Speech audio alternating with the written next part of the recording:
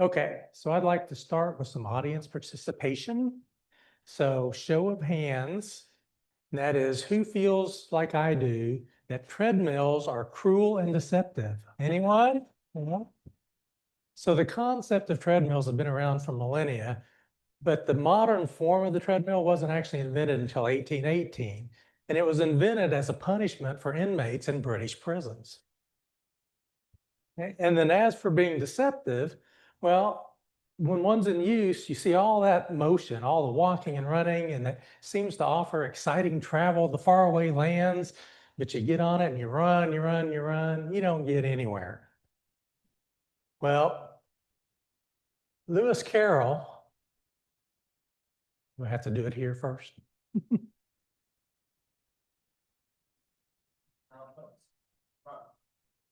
There we go.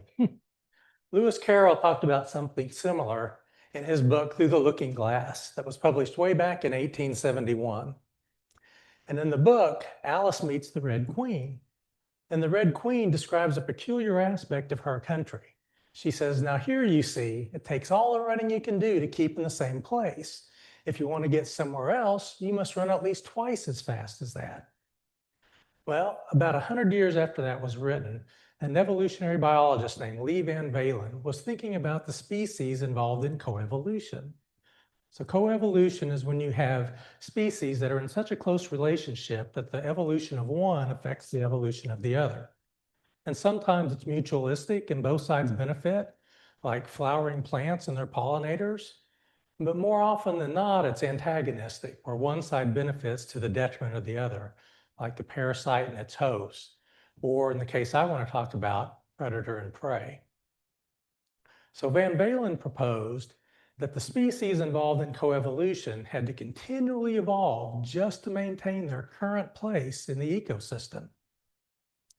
So the prey had to constantly evolve so that it could be better at eluding the predator, and then the predator has to evolve to be able to capture the newly evolved prey. So Van Valen said that these species were constantly evolving and they were in a never-ending arms race. They were on the treadmill of evolution and they were running just as fast as they could just to stay in the same place. And he called his proposal the Red Queen hypothesis. So what does it take? What kind of traits does a predator have to evolve to be successful? Well, that depends on its ecosystem and its prey.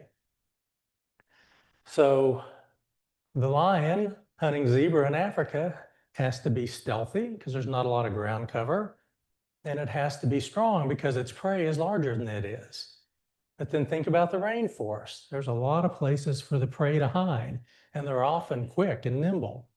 So the cold-blooded anaconda has to have great camouflage and the ability to strike quickly. Or think about a shark hunting fish off a coral reef. You know, light, sound, and smell, they all travel differently in water than they do in air. So sharks had to evolve a special array of senses to be able to detect and capture their prey. But these are all exotic ecosystems, and these are predators that we're probably not ever going to see in their natural habitat. I want to talk about an ecosystem close to home and a predator we've all seen many times. This is Bullfrog Pond. And it's just a couple hundred yards from here at the herd, right where the Bluestem Trail intersects with the Wood Duck Trail. And the predator I want to talk about is the dragonfly.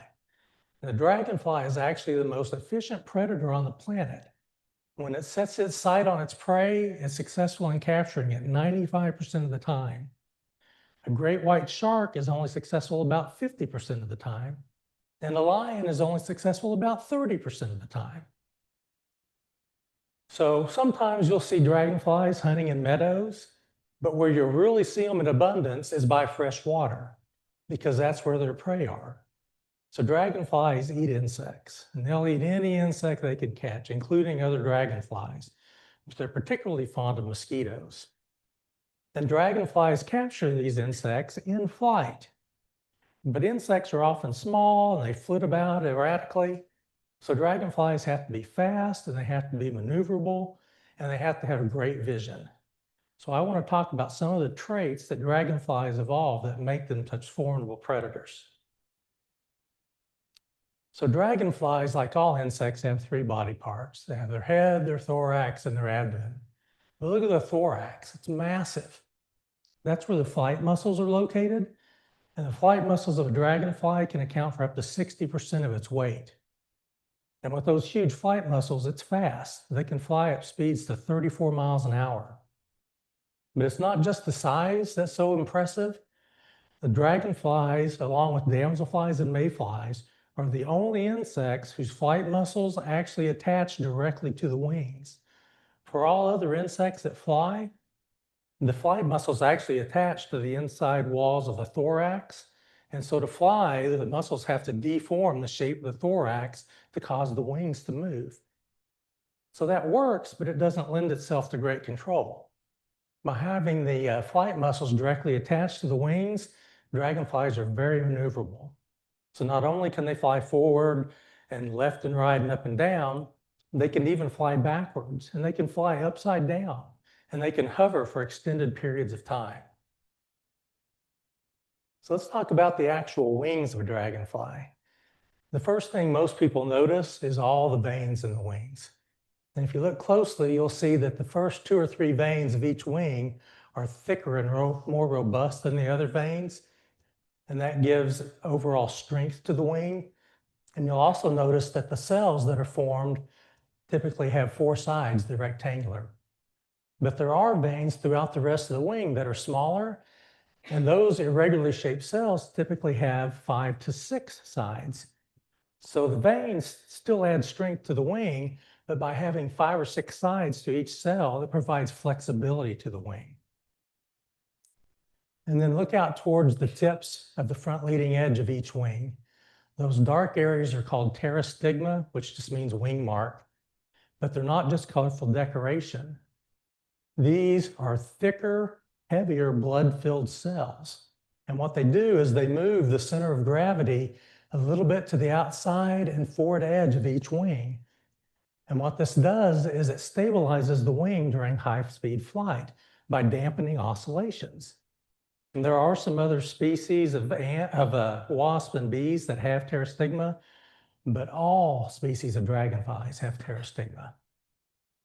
And then the last thing I want to point out on the wing is this little notch. There's a little notch in each wing of a dragonfly, and it's called a nodus. Sorry.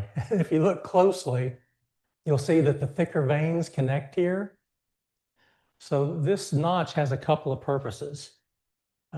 First, it acts as a shock absorber for the stress of the wing in flight, but another purpose has to do with flight itself.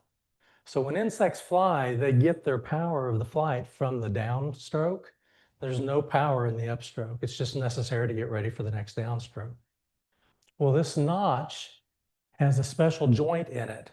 So when the dragonfly's wing goes down, it keeps the wing stiff and straight. So you have maximum surface area pressing against the wind to maximize the power. But on the upstroke, it allows the wing to bend so that there's less surface area and less friction. Dragonflies and their cousin damselflies are the only insects that have this feature, and it makes their flight more efficient than that of other insects. And then I wanted to talk about the vision of dragonflies. Dragonflies are notable for their really large eyes, right? So each large compound eye of a large dragonfly can contain up to 30,000 single individual simple eyes. And then if you look at the shape of the eyes, they go all the way up to the top of the head, all the way down back to the bottom, sorry, all the way back to the bottom. And they go from the middle of the head all the way around, wrapping to the back of the head.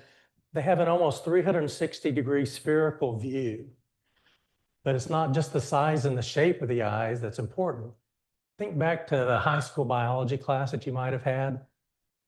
So your eyes have rods and cones, and the rods are what help you see at night, but the cones are what help you see color. And that's because you have special proteins in your cones called opsins, and each type of opsin is sensitive to a specific wavelength of light. So most mammals have 2 types of opsins, and so they can see color. But primates, like ourselves, we have 3 opsins. So we actually see more color than other mammals. But fish and reptiles and birds and insects typically have 4 opsons. So they can see more than we can see, more colors. And some of them even have, some birds and insects even have a 5th opson, so they can see ultraviolet light. But it's been found that depending on the species, dragonflies have between 11 and 33 opsons in their cones. So we can't even begin to imagine what kind of colors they see. Now I want you to think back of time that you might have seen a nature documentary. And if you've ever seen one, you'll see a lot of times they'll show a scene at regular speed and then they'll show it again in slow motion. That way you can really see what's happening. Well, film is just the individual still images, but then they show them at a rate of 24 frames a second, and it makes it look like it has a smooth flow of motion. So when they want to shoot a scene for slow motion, what they do is they shoot it at 240 frames a second, and then they show it at 24 frames a second. So that gives you 10x slow motion. Well, it turns out dragonflies process visual information at 200 frames a second. So pretty much like everything's in slow motion to a dragonfly. So that's really great when they're trying to chase down their flying insects, their prey. And they actually have a very interesting way to capture their prey. So dragonflies approach their prey from below and behind in the prey's blind spot. And of course, they have an adaptation to help with that. If you'll look at the eye, there's an area here on top and goes to the front section. These simple eyes in this area are called the dorsal acute area. And these simple eyes have a higher resolution than the other simple eyes, and they're sensitive to blue wavelengths of light. So when the dragonfly is approaching its prey, it has a sharper focus on the prey because of the higher resolution, and the silhouette of the prey is in stark contrast to the blue sky to which the eyes are sensitive. So it helps them locate their prey. And the last thing I wanted to talk about the visual adaptations is hand-eye coordination, or in the case of the dragonfly, wing-eye coordination. So think about a batter at a baseball game. The batter wants to hit the ball so he can either get on base or so that they can drive in a run, right? But the pitcher can throw the ball anywhere. It doesn't have to be in the strike zone. And the ball can sink, it can rise, it can curve, okay? The batter has to get the bat around at the right time, at the right angle to have a successful hit. But he doesn't have a whole lot of time because if the pitcher throws the ball, he throws a 100-mile-an-hour fastball, it only takes about 380 milliseconds for the ball to reach the plate. So not a lot of time there. So how does the batter do this? Well, it turns out vertebrates, such as ourselves, but also fish and birds and other mammals, we make an internal model of objects in motion. So we're not actually, in the case of the batter's not actually tracking the ball. The batter is making a prediction of where the ball is going to be, okay? Well, insects don't have as evolved and developed a brain as vertebrates have. So studies have shown that what insects do when they're capturing moving prey is they're actually tracking it. They're using the current perceived location. That means that if the prey changes speed or direction, the predator has to compensate for that change, so it's not as efficient. So another show of hands, who thinks dragonflies use a different method than other insects? They do. So studies have shown that dragonflies actually have a predictive method. They don't track their prey, but they don't have the developed brain, so they don't make a mental image or model. What they do is they have special neural pathways from the brain to the flight muscles. And these let them predict where the prey is going to be. And again, they're successful 95% of the time. They even have some of the neurons from their eyes that bypass the brain and attach directly to the flight muscles. So some of the input doesn't even have to be processed by the brain to help them capture their prey. So I think it's clear that with all these adaptations, while the dragonfly's prey is on the treadmill of evolution running just as fast as it can to keep in place, the dragonfly actually stepped off the treadmill and walked up to it and past it to take a large lead, right? And I think Lewis Carroll's Red Queen would be proud of the dragonfly, just as we should be proud to have the dragonfly as our logo as Texas Master Naturalists.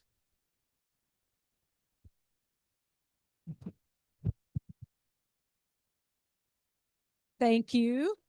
That was fantastic. So I think Vicky's going to get our next speaker mic'd up. That was great, Dennis.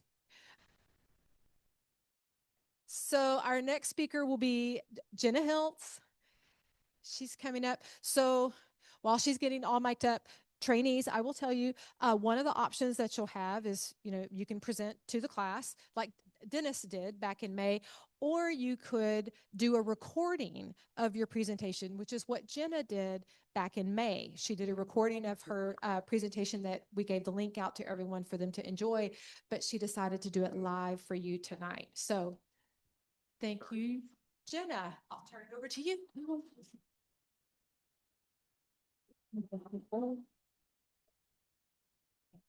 Hi, everyone.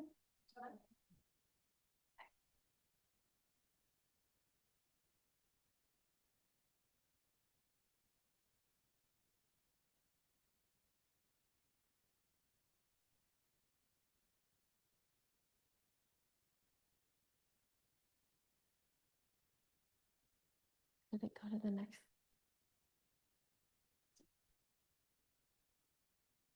Okay, thank you. Oh, now I'm getting ahead of myself. Okay. Renowned naturalist Rachel Carson famously wrote, "If I had influence with the good fairy, I should ask that her gift to each child in the world be a sense of wonder so indestructible that it would last throughout life." Let me begin by asking you to picture in your mind your favorite childhood memory in nature. Some of mine would be running barefoot through a field, playing in the mud, chasing fireflies, or watching the clouds above change shapes. These early experiences shape our understanding of the world. They lay the foundation for a lifelong love of learning and an appreciation for the natural world. So what is wonder? Wonder could be described as mystery, amazement, curiosity, or enchantment. Rachel Carson describes wonder as a true instinct for what is beautiful and awe-inspiring. If you spend much time with a young child, you know they're you'll know that they're intrigued by even the smallest details, the ray of light shining through the window, the feel of grass between their tiny toes. Their eyes are open wide and they're eager to marvel at aspects of daily life that adults tend to no longer notice. As children grow, their curiosity grows. They begin to ask why. They want to know how the world works and how they fit into it. The sense of wonder fuels their desire to explore and learn more each day. They become deeply engaged in observing, questioning, and discovering.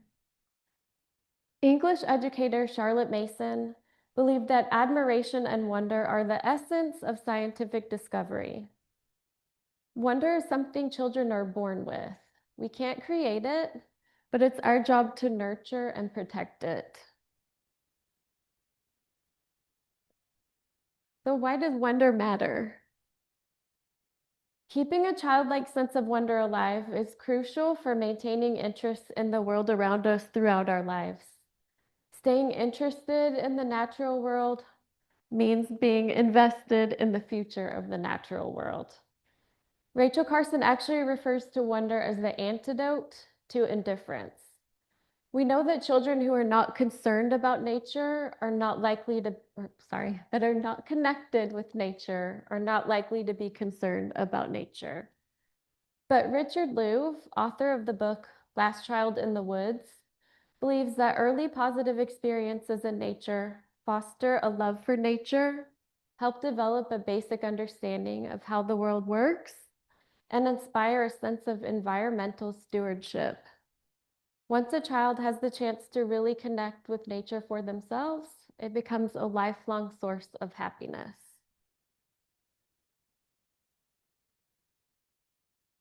Nature is the place where the magic of wonder really comes to life.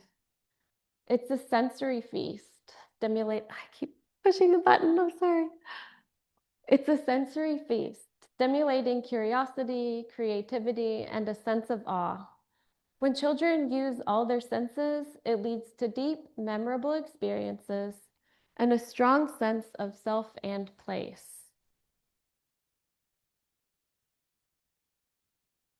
So how do we spark wonder? Start by going outside. Give children lots of opportunities. Give children lots of opportunities to experience nature firsthand, so they may be captivated by its magic and beauty. Spend time exploring together. Rachel Carson believed sharing adventures in the world of nature should be based on having fun together.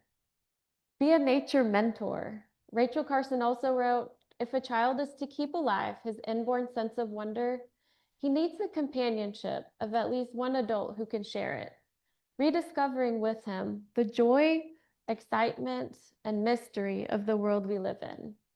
You don't need to be an expert. You don't have to know all the answers. You just need to be there with them in the moment. So let go of distractions and be fully present. Be intentional about deeply engaging with nature and expressing an appreciation for its beauty and mystery. Try to stay curious. Be a partner in exploration. Open your mind and be willing to see the world around you with a fresh perspective. Curiosity tends to lead to more curiosity. When you exist in a place of curiosity, it becomes your way of life, and more mysteries and marvels will present themselves to you. It's important that we model wonder. Wonder is not something taught, but something shared. Seek beauty and marvel at the magic of nature together. When we really slow down enough to see the beauty around us, that's when we allow wonder to grow. If you're ever feeling uninspired, Rachel Carson suggests asking yourself these questions. What if I'd never seen this before? Or what if I knew I would never see this again? She also encourages us to notice and delight in the small and inconspicuous. Point out something interesting or ask the child what they notice. Use tools such as a magnifying glass or a camera to reveal a whole world of tiny details you might not see otherwise. Ask open-ended questions. Why do you think this tree has thorns on it? Or how do you think the butterfly knows which way to fly? Encourage contemplation of the natural world and stand in awe with them. Help them engage their senses. You can use prompts such as, what do you see on this branch? Or how does this rock feel to you? What does this smell remind you of? Or simply ask, what do you hear? Then afterward, be sure to talk about your shared experiences.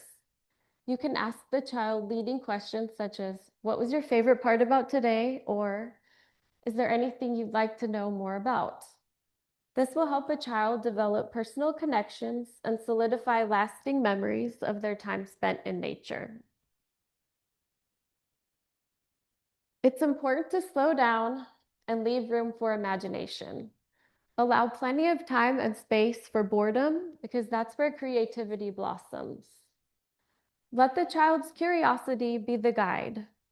Encourage unstructured play in nature. Child-led play in natural settings encourages children to explore freely and use their imaginations. Oh my gosh.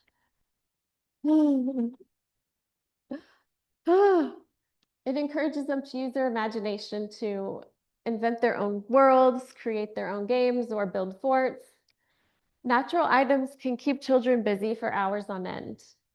Okay, now this part may be hard, but don't rush to answer all of their questions at once. Don't be tempted to rattle off too many facts or lectures. Instead, investigate alongside them. The feeling that the child has toward the subject matter is more important than memorizing facts. Their budding interests will create a desire to learn more, and those facts can come later along the way.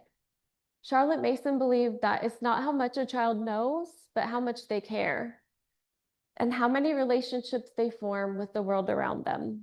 Think of it as a journey to discovery. One click. Make time in nature a priority. Schedule it in. Incorporate it into your daily or weekly routines. Go for a walk, a nature walk every Saturday morning, or plan a family picnic on Sunday afternoons. Try to spend a little time outdoors each day, even if it's in your own backyard or local park. Remember that the beauty of nature is all around us all the time if we just take the time to pause and notice it. You can also keep a nature journal. Have your child sketch, paint, or write down their observations. And you can journal too. Take photographs, record observations, or write down the questions they ask you. If you need guidance, John Muir Laws has amazing tutorials on his website or in his books and on his YouTube channel, which I'll list at the end. His suggested prompts are, I notice, I wonder, it reminds me of. You'll be amazed at where these simple questions lead you. Read enchanting nature stories and beautiful nature books together. Share stories from your own experiences in nature and from your own childhood. Lastly, support and make use of nature-based educational programs. There are so many opportunities available, especially here at the Herd. Okay, now we can go to this one. In conclusion, wonder is the starting point for a lifelong journey of joy, learning, and taking care of the world around us. So take the kids outside, slow down, observe, and share in the experience of wonder. I'll leave you with one last quote from Charlotte Mason. We were all meant to be naturalists, and it's inexcusable to live in a world so full of the marvels of plant and animal life and to care for none of these things. Thank you.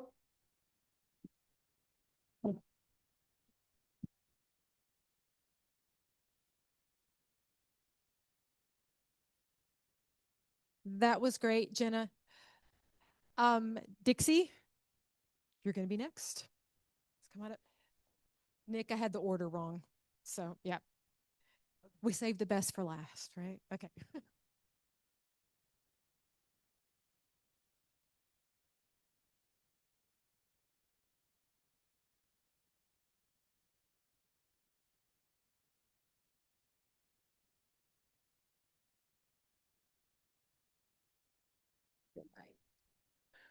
Okay, well, good evening.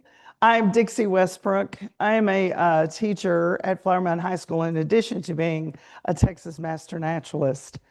So when I teach, I cover a wide variety of different topics. In fact, the new Master Naturalist program is very much like the class I teach. So one of the things that hit me when we went through the course was we talk a lot about CO2 when it comes to greenhouse gases, but we leave off so many other things. So I wanted to introduce to you, or if you didn't know, to talk a little bit about what greenhouse gases are, what they do, and which ones are just beyond CO2.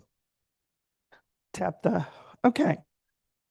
First of all, we have to talk about the composition of our atmosphere. So our atmosphere is composed of 78% nitrogen gas. So N2.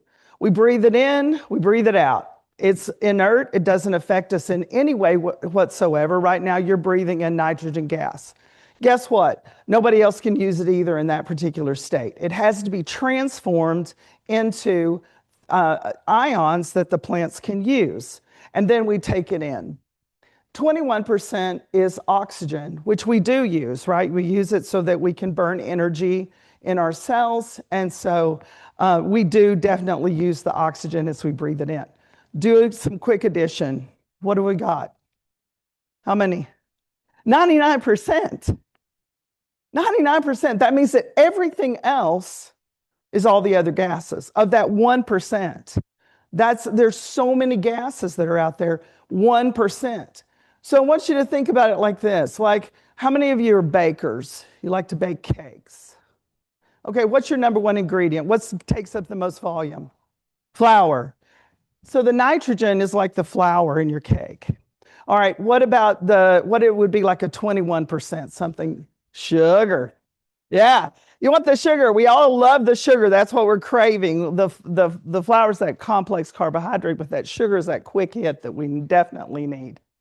Okay, so what would you equate those other gases to be, like when you're cooking? Salt, vanilla extract, all those little teeny things, right? All right, yeah, that's what all those are. Now, if you, let's say it's salt, for example, if you leave the salt out, can you tell? Everybody's like, this tastes funny, right? Nothing good. What if you double the salt? Can you tell? You absolutely can. So these gases work much the same way. Though they're small in number, they actually have a huge impact on our atmosphere and the way in which our atmosphere behaves. Okay, Pat, will you do me a favor? Would you look up, Pat Goodrum? Yes, you, sir. Would you look up for us a distance, and I don't care where you go, I want you to find out how far 990 kilometers are from where we are right now. Can you do that? Oh, you didn't? Okay, well, anyway, I'll go ahead and tell you. So here's the thing about our atmosphere. It's made up of 5 distinct layers. We have the troposphere at the bottom, and then we have the stratosphere. The stratosphere is where the ozone layer is. And then above that is the mesosphere. Above that, and that's where the meteors burn up, right? That's where all the iron and everything is in. And then we have the thermosphere. And then the exosphere, ionosphere, what's left, right? So all of that whole thing makes up 990 kilometers, the entire thing. So I brought my little handy dandy globe here with me. And then, Pat, are you going to help me out? Or are you going to? 90 kilometers, because that's, how far away is that? Yeah, sure. Just give me some place that we're going. Where are we going?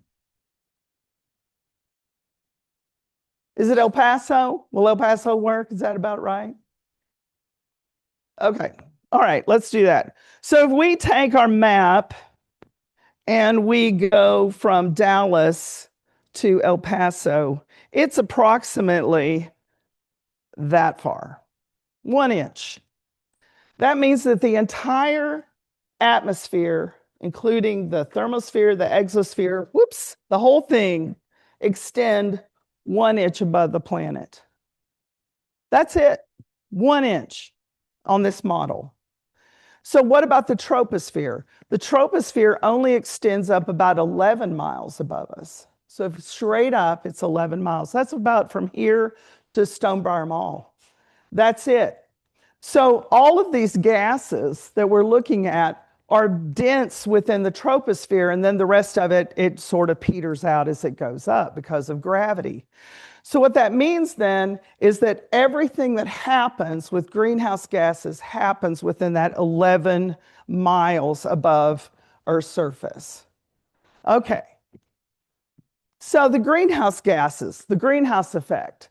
When we are an open system to energy, right? The energy mostly comes in from the sun. The rocks can absorb it, and all those things can come in, but most of it is deflected or sent back out from the planet in the form of heat. So we stay at a comfortable temperature across the planet, across the globe, because of 2 big greenhouse gases, carbon dioxide and water vapor. Those 2 gases keep us at a really level temperature, and they work all around the planet every day to do that. So they are responsible for trapping heat. What we're looking at, though, is that we're getting to the point where we have too many of those things. So it's like doubling the salt in our recipe, where it's getting more and more to where now we're beginning to feel the effects of it. So this greenhouse gas effect is what we're talking about. So most of it, as I said, is going to get radiated back out, but some of it is going to get trapped. So I've listed for you some of the major greenhouse gases. And of course, carbon dioxide is the biggie. It's the one we talk about the most, but you'll notice that there's methane, nitrous oxide, fluorinated gases, water vapor, and ground level ozone. I'm going to go through and give you the sources for those. The first one, the carbon dioxide. Now, we measure greenhouse effect in several ways. One is the global warming potential, or the GWP. Carbon dioxide is the baseline gas. It means that that's the one we measure all the rest of them against. So it has a factor of 1. Now, its lifespan is a little complicated. It depends on different things. One, plants and animals, right? We grab it down, the plants grab it down, we send it back up in a quick cycling of carbon. But there's a slow cycling of carbon, and this involves all the sinks. So what we call a carbon sink are things like coal, oil, limestone, all of the ways in which carbon becomes trapped on the surface of the earth or in the water. The biggest holder of water right now is the ocean. So the ocean is absorbing CO2 and it's holding it. But y'all, it's full. It's full. It's saying we can't hold anymore. We've done all we can do. And now we're starting to see some serious effects of the buildup of CO2 in our oceans. It's leading to ocean acidification. So that this is harming the way in which corals can form shells or other organisms can form shells.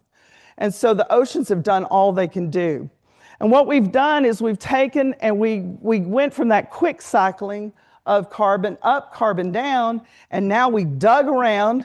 We got a big inheritance of all this carbon that we can use, and boy, we have been spending it like crazy.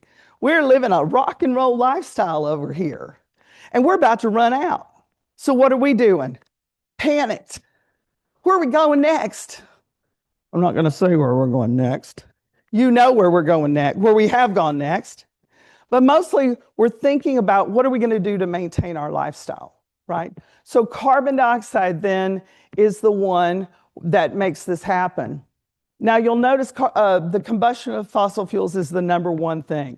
But there's also some other things we're doing that release carbon into the atmosphere. Carbon is stored in the soil. So when we till the soil up, it releases carbon. When we tear out our grasslands, we remove our carbon sinks. When we cut down our forests, we remove our carbon sinks. So all these land changes are making a difference in the way carbon is released. Even pulverizing our limestone to make things like concrete and cement are releasing carbon dioxide into the atmosphere. The next one is methane. So what is methane gas? It's CH4. I'm just going to go ahead and put these up here. These are different ways in which methane is produced across the earth.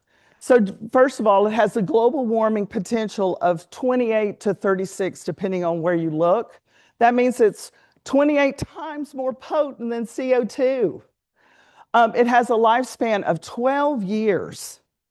So before it can be converted back into carbon dioxide or some other means, it's going to hang around for a pretty long time.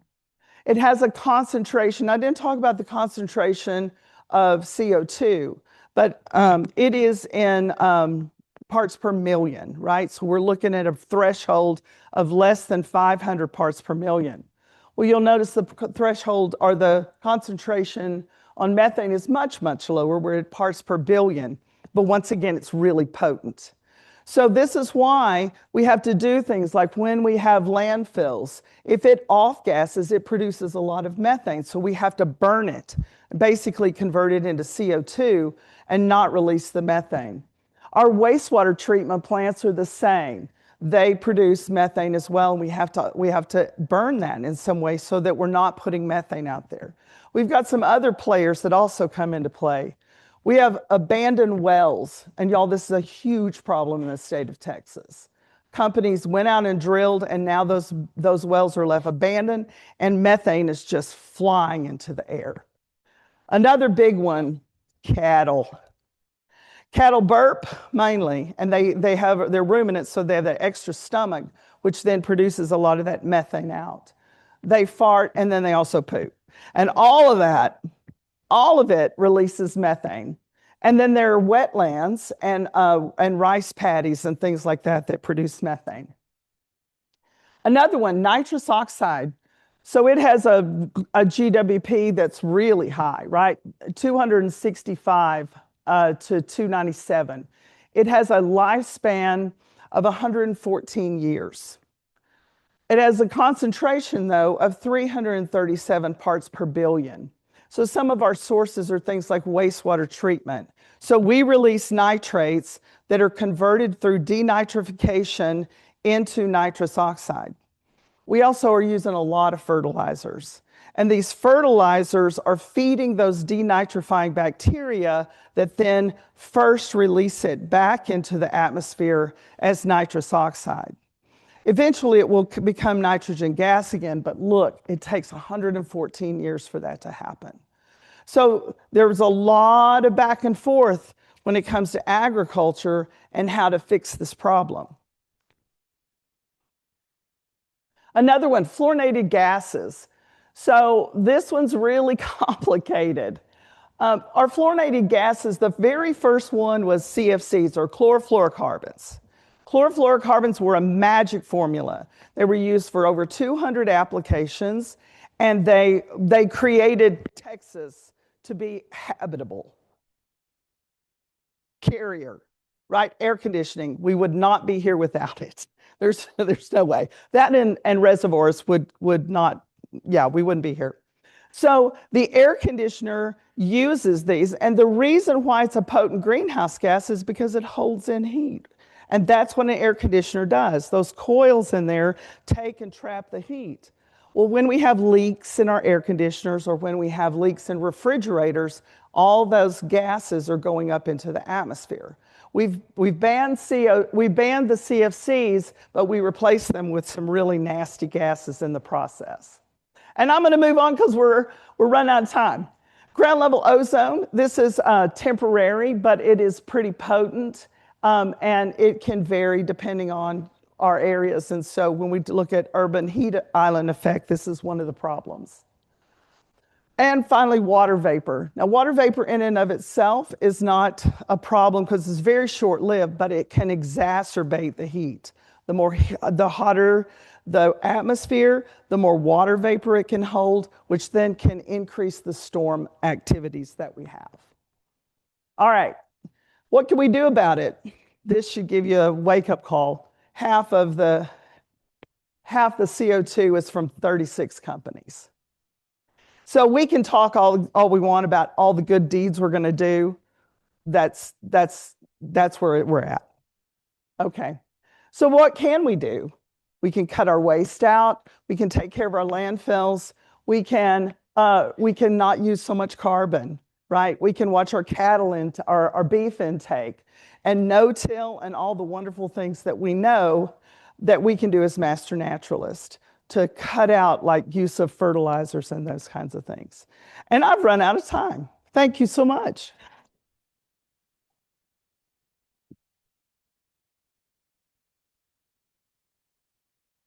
Thank you, Dixie. All right, Nick, you're up.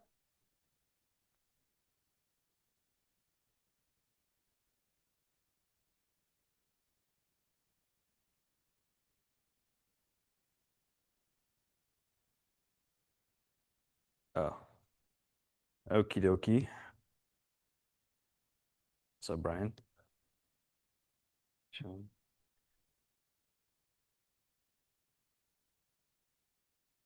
Do I have a clicker?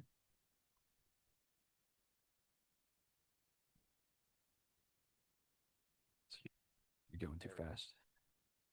All right. Well, hi, everyone. My name is Nick Scott. I was part of the Master Naturalists last year here. And Pod 1. Yeah. And I also I work for the EPA. And I started working there in 2001, and it's been mostly great. And then recently different. But I wanted to share what I think is a really fantastic tool, something I use so often, and I really love it, and I just want everyone to know about it, especially people like Master Naturalists, everyone that cares about the environment. It's important to know about the waterways and the data that's out there so we can learn more about what's around us. So I kind of jumped ahead, but Have you ever wondered about the health of the lakes and the rivers and the streams near you? Have you ever wondered, is anyone testing the water? What are the test results? Is it clean, safe to swim in? Well, How's My Waterway can answer all of those questions and more. That's my pitch. But really, so what I'm going to do is I have a bunch of screenshots. I'll kind of walk through the website and how to use it and how to find a lot of different things on the website.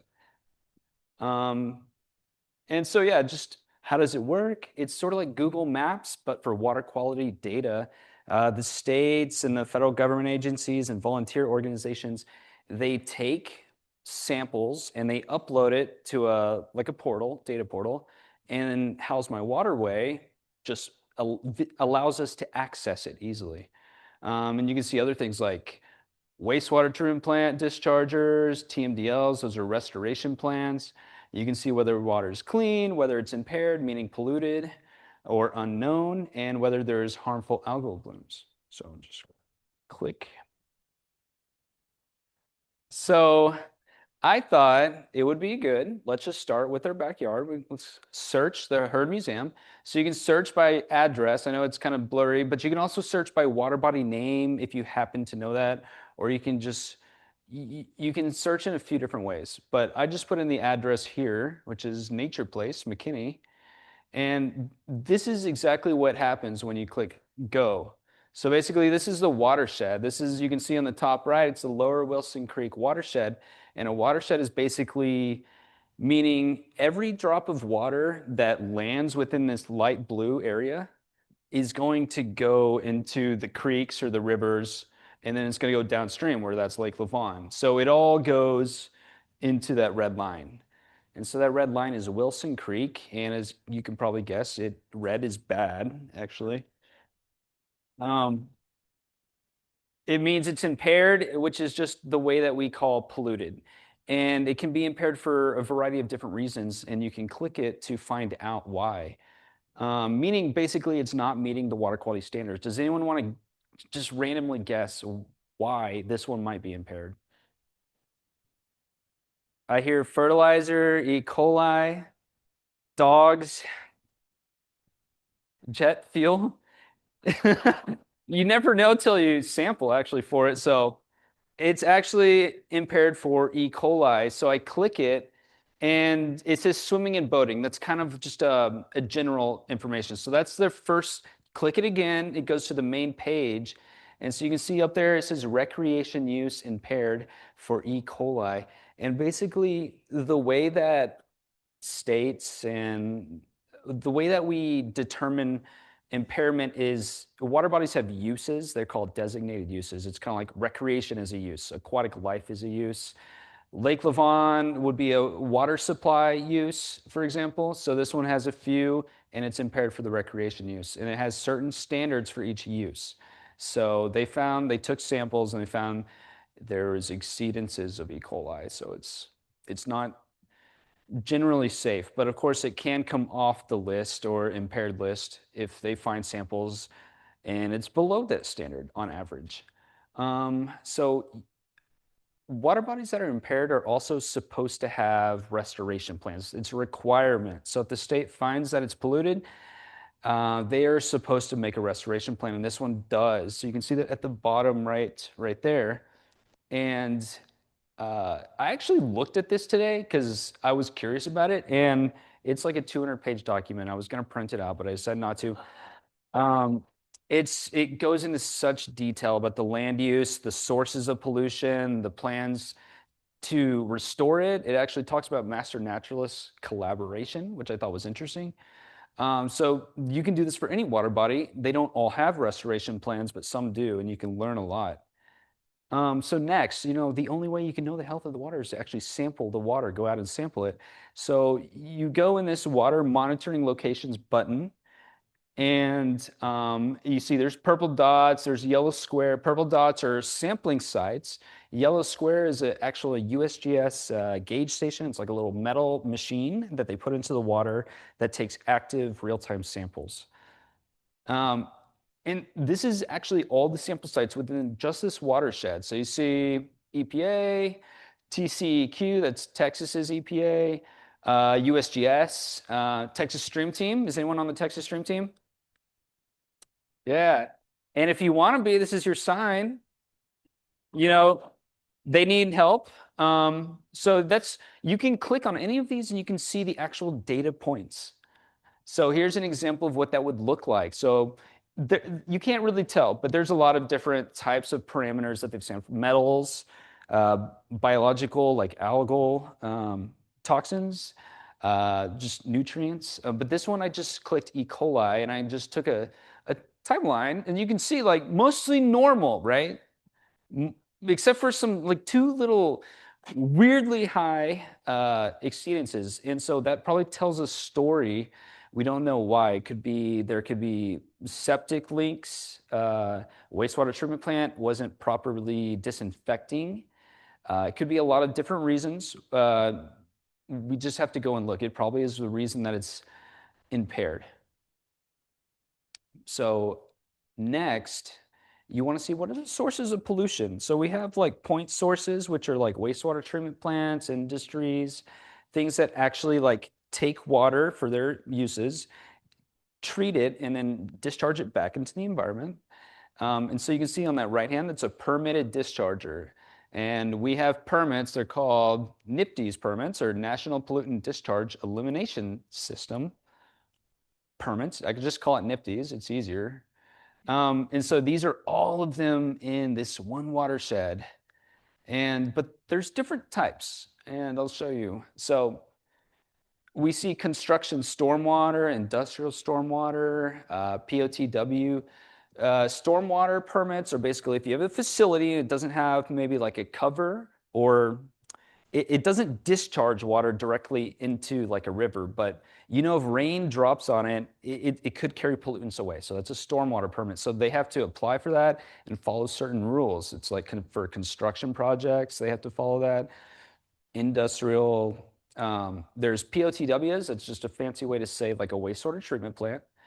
And a pre-treatment is like maybe a factory that instead of discharging back into the river, it goes into the drains to the wastewater treatment plant to get further cleaned.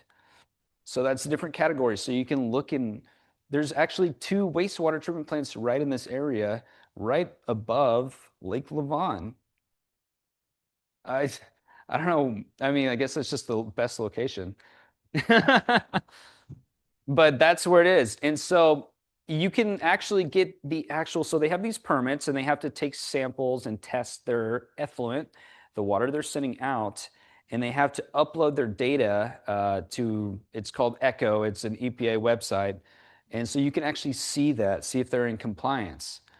And sometimes they're not in compliance. So like for this one, it's Rowlett Creek Regional Wastewater Treatment Plant is violation identified.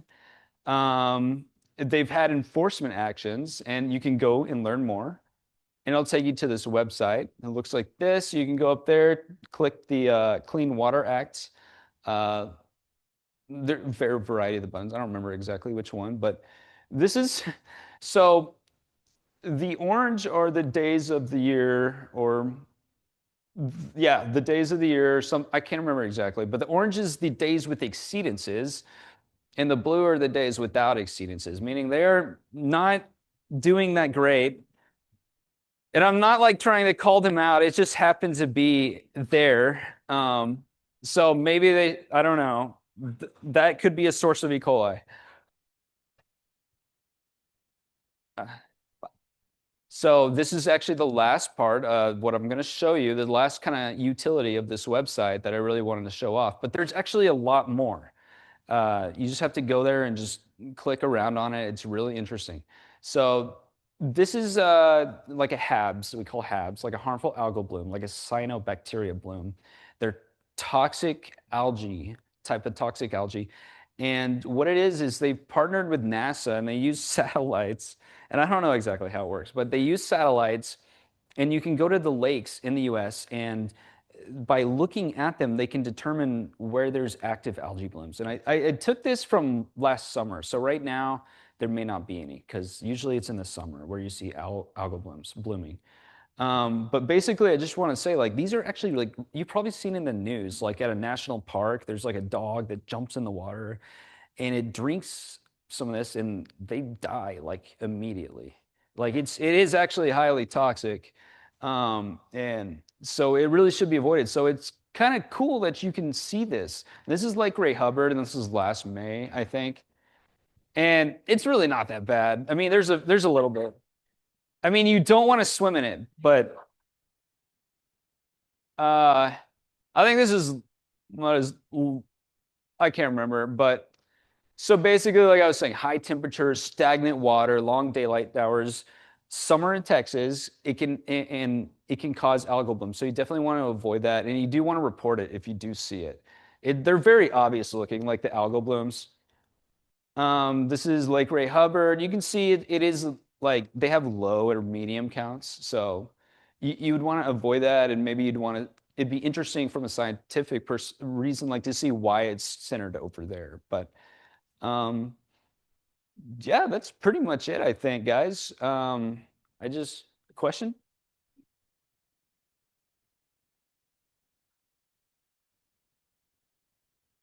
EPA does do enforcement actions, yeah. So like for that wastewater treatment plant, I don't know personally what's going on with that, but usually first it's with the state, right? Like EPA delegates to the state. And then maybe if the state, I don't work in enforcement, so I don't really know. I don't want to steer you wrong, but yes, EPA does go after violators.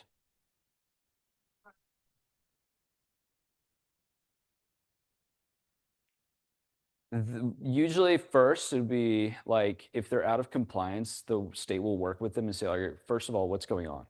How do we get to like solving this issue? And usually it'll be like some sort of administrative order, I believe it's called, where they'll say like, you need to either upgrade your system or do something, educational outreach. If whatever's going on, you need to fix it for the specific issue. And then, yeah, it can lead to fines. The what? There is a timeline, yeah. Usually more than 30 days, though. But yeah, I haven't, that was last summer. They could be better now.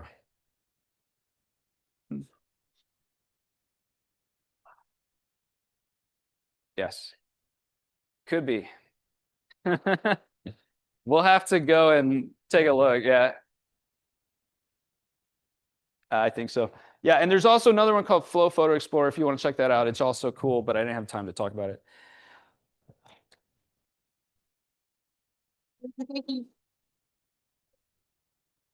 Oh, sorry. Okay, so can Dixie and Dennis and Jenna come back up? We have some thank you gifts for you. So Nick, you can pick a bag, any bag, any bag. There you go, take a green. Thank you guys very much for sharing your presentation. Let Linda take your picture.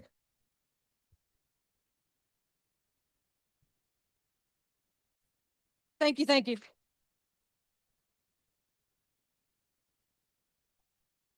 All right, that's it for tonight. We would very much appreciate everyone's help in putting away the chairs. For